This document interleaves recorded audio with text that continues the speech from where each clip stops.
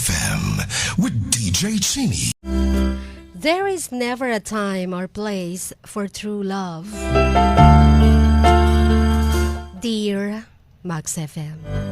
Alam niyo po, ilang beses ko nang pinag-isipan kung susulat ba ako sa inyo. Minsan nagsulat ako pero tinapon ko lang ang papel. Minsan nag-type na ako ng sobrang haba pero dinilit ko lang din lahat. Hindi ko sa inyo ma-send. But this time, nagkaroon ako ng tapang para magpadala ng liham sa inyo. At gusto kong ibahagi ang kwento ko. Kwento ng pag-ibig. Itago niyo na lang po ako sa pangalang Sandy. Meron po akong isang classmate sa isang subject lang at naging friend kami. Naging magkaibigan kami. Kumakain kami sometimes na magkasama. Naglalakad magkasama palabas ng gate ng school. Hanggang gumraduate kami. As friends, wala kaming naramdaman for each other na special. Pero nung nagkaroon na kami ng mga trabaho, biglang may mga na-realized kami. Nagka-chat kami one time. Nagkakumustahan hanggang sa napag-usapang magkita. Supposed to be magbabarkada. Pero tatatlo lang ang sumipot. Nagkita kami sa SM. Dun sa may fountain. So habang naghihintay sa lahat, na hindi naman pala sisipot sa huli, dalawa kami ang nag-usap. He came to me with a wounded heart. Broken-hearted pala siya. Sinabi niya sa akin ng girlfriend niya na 2 years na ay nakipaghiwalay sa kanya. Na-shock ako, Chin. Kasi akala ko sa kasalan na talaga ang tuloy nun eh. Dahil sobrang sweet nila sa isa't isa. Sobrang in love nila sa isa't isa. I knew that girl happened to be his greatest love. But then lately, itong friend ko, itago na lang natin sa pangalang Bong. Si Bong naluhaan, nag-open up, nawala ng pag-asa dahil nawala ang kanyang greatest love. Sinubukan niya daw na i-win ulit ang heart ng girlfriend niya. Pero wala na daw talagang pag-asa. Ipinagpalit na siya. And then tumawag ulit si Bong. Nakikipag-chat. And then sa isang tawag na yun, marami kaming na-realize. Parang may nakapahako sa dibdib ko na bakit ako ang tinatawagan niya. Bakit sa akin siya nagsusumbong?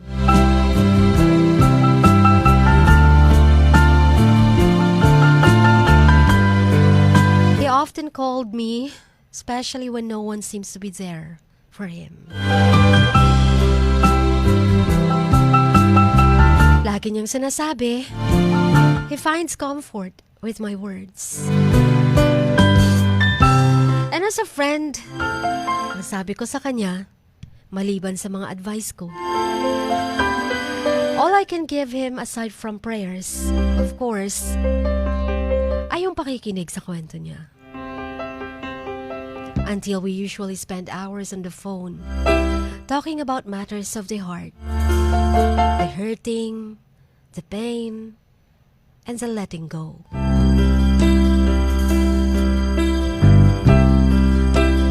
Alam niyo ba, yung relasyon ni Bong sa kanyang girlfriend, in the beginning, punong-puno ng love at romance. Halos sa kanila ng buong mundo. Ilang oras kung magtawagan sa phone, mag-usap, exchanging sweet nothings. They would just go out on dates and just have fun. At si Bong ay nagsimula na ring mag-build ng dreams para sa kanilang future. Mukhang bibig si Bong na ang girlfriend niya na ang greatest love niya, at ang willing niyang pakasalan. I've known Bong for being such a sweet and loving person. A very sensitive individual who takes his relationship seriously. He showers the object of his affection with all the love and care he could possibly give. Ginawa niya ang lahat para sa kanyang girlfriend. Siya na yung nagre-research sa thesis ng kanyang girlfriend, mga school projects, at marami pang mga errands na inuutos ng girlfriend niya sa kanya. At kahit gabing-gabi na, sometimes kapag nag-overtime sa school nila, sinusundo niya pa to. Kahit na may trabaho pa siya. Yes, Chin, habang nag-work si Bong, graduating naman sa college ang girlfriend niya. Naipakilala na rin niya ito sa kanyang pamilya to show pureness of his intentions. Labas-pasok na rin siya sa bahay ng girlfriend niya. Everything seemed just fine with the relationship. But the sweetness that the girl has shown at first in response to his love started to change. Bong found out na nag-e-entertain pa pala ng manliligaw ang girlfriend niya. His girlfriend even allowed the other man to bring her home too. Sumama din ang girlfriend niya dun sa bahay ng lalaki na nanliligaw sa kanya. But in spite of that, Bong still loved her. But then, giving someone all your love is never an assurance that they are going to love you just as much in return.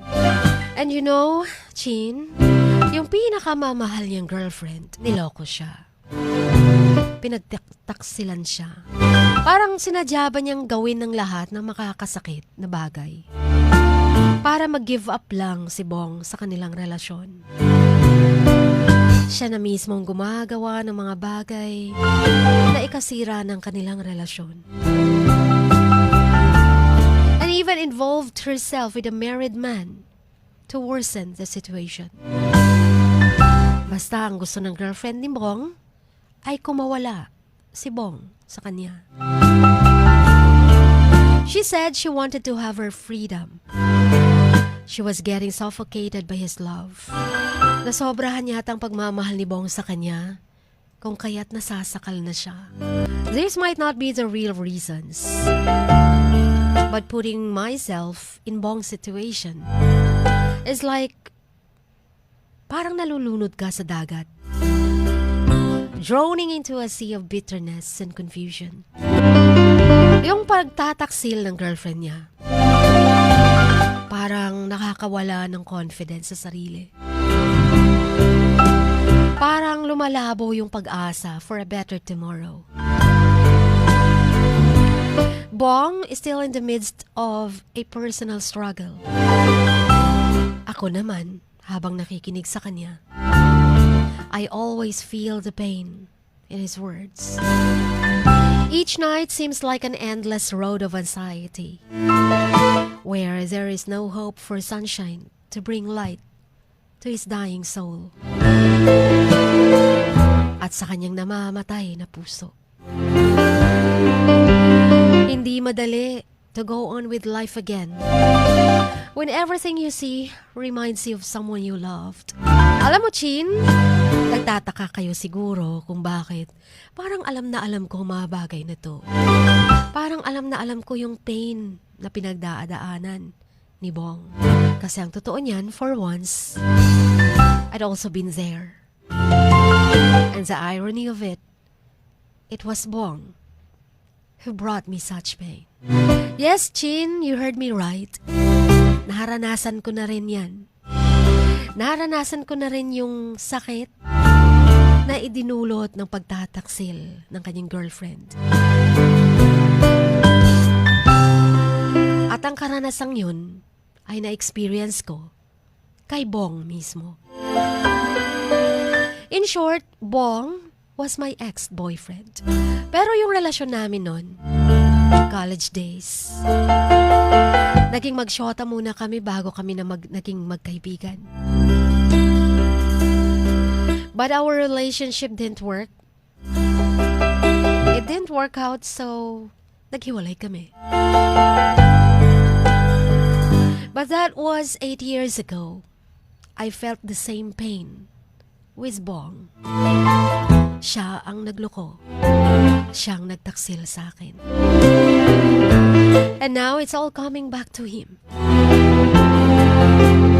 Pero nakapako sa sarili kong puso.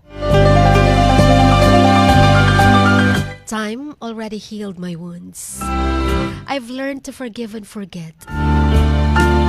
At naramdaman ko, hindi pala masama ang loob ko kay Bong. Nawala na pala ang lahat ng hatred. Bagkus, nararamdaman kong hanggang ngayon, mahal na mahal ko pa rin siya. Chin, strange as it may seem, all I know is that I still care for this person I once loved.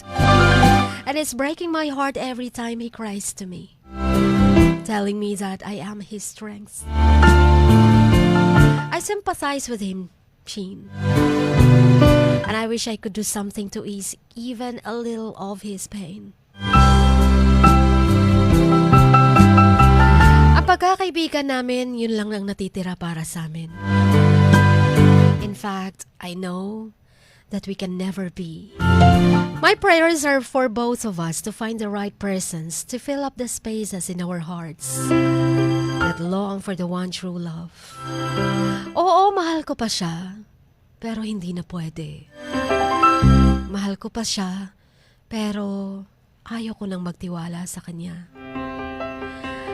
Motto ko kasi sa buhay, once nasaktan ako, once hiniwalayan ko na, pinakawalan ko na, hinding-hindi ko na babalikan pa, kahit mahal ko pa.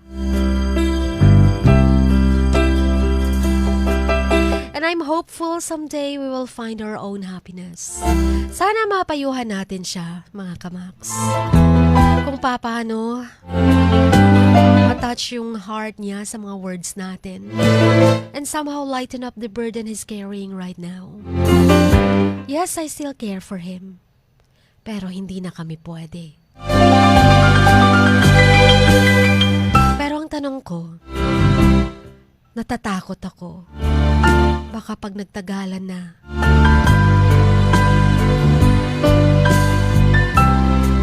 magiging mamon na naman ang batong puso ko. Mababali ko ang motto ko sa buhay. Baka isang araw, hindi ko na mapigilan ang love ko sa kanya. At mailalagay na naman ako sa alanganin.